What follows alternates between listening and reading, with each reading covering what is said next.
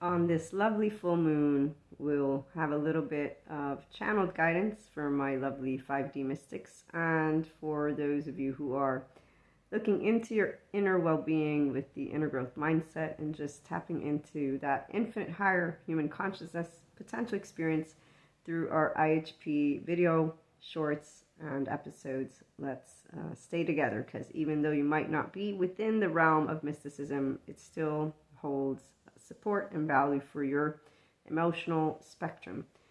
As people, we have this lovely left and right mode, our two sides of the brain. And the way that I got explained it, thanks to my inner neurobiology course with Daniel Siegel, is that the left mode is for our verbal and the right mode is our nonverbal. And the fascinating part is that left likes to break things down into pieces and get into the intricate depth of it, and the right instead is okay with the unknown and is able to hold the unknown. So with the inner growth mindset, we have the first main module of all the courses, beginners, intermediate, and advanced, where we deal with the unknown, uncertainty, and unwanted.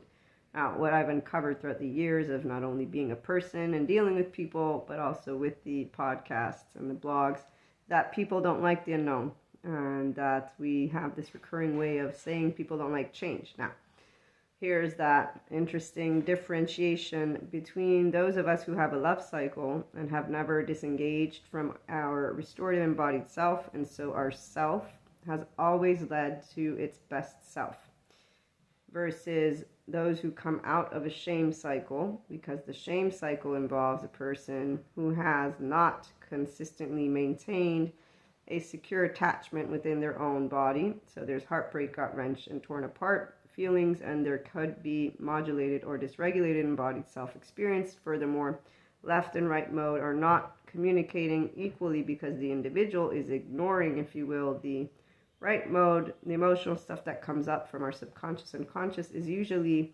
in a reactive way. And when you look at the different parts that every person has, we have the 1 to 3 attached panicky, 3 to 7 shame submissive, freeze of all ages, 11 12 flight, and 14 15 16 fight. Now, the good psychoeducators that teach and explain, for those of us who take courses so that we may support personal development effectively. And so here's where, mystic or not, everyone has areas in their life that they will be presented with, emotionally speaking, challenges. Now, the mind is also a challenge for those who have shame cycles, because they have inner critic and outer critic, and then they deny the emotional stuff through addictions that can involve food, it can involve sex, it can involve drugs, it can involve alcohol, but really what it is compulsive behavior and or a pattern. So when you get stressed, it's a stress relief. The way that a person will soothe themselves in that way, in an exaggerated way, might not be supportive of your health.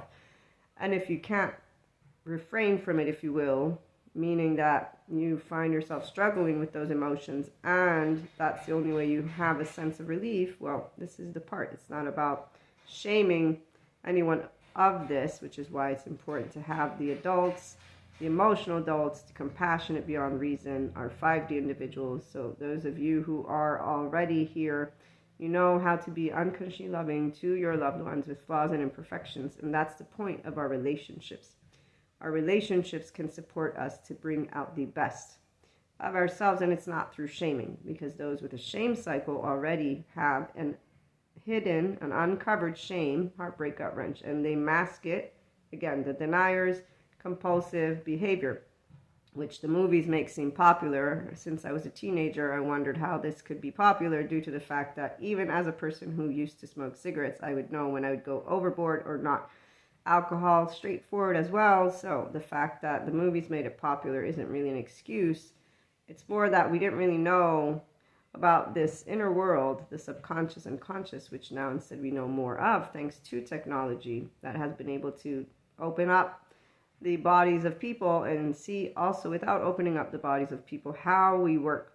So MRIs, or the technology that sees the neuroscience people, they know a lot about how our brain works, and why yoga works, for example, to help people to move beyond their trauma. Yoga is a great portfolio of ventral vagal nerve toning exercises. So restorative embodied self, the 5D person, the integrated mind, the 5D person works with left and right together, and it's all hands on deck, and the default mode network is down regulated, and that means we're not scanning to see, am I safe with another human or not? No, we're automatically in this green zone, which is our ventral vagal nerve, our social engagement system with all people. So we can stay still and continue a conversation, even if they're telling us, insulting us, something completely opposite. A person who's a 5D functional adult individual who understands differences is not going to be reactive, because we do know the difference between a physical threat and a belief differentiation. So we don't get into our ego, because our right and left work together.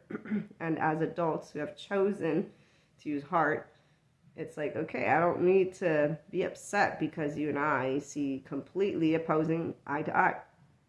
This is something you put into practice as you choose to when you're growing up. But this is where love cycle people have done this easily and do this easily. The shame cycle people, not so much, because the inner critic and outer critic, and then the denying and the withdrawing has a very different effect. And usually there's flight fight, which is the yellow zone, and so their ears are off and they're already defending. And this is where our adaptive children are. They try to prove they're right or wrong, and they're in the debate for that. They want to have an argument. They're not there to exchange thoughts. They're there to say, here's what I believe, and it's the only truth and nothing but the truth. So that's not the best self of anyone. Being yourself would mean that you can express all of your thoughts emotionally, mentally, without getting too upset.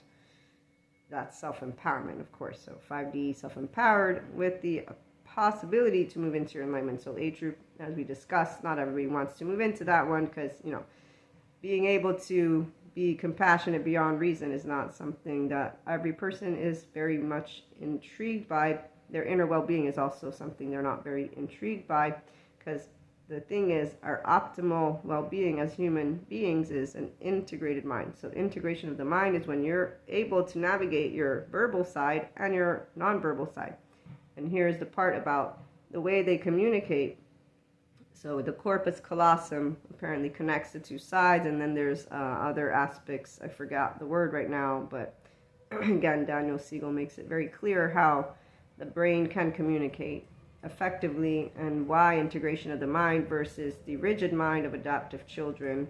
And these are not children of age. These are emotionally adaptive children who are protecting an inner child wound where shame, blame, fault, and potentially revenge is hidden and or used at that, pointing fingers.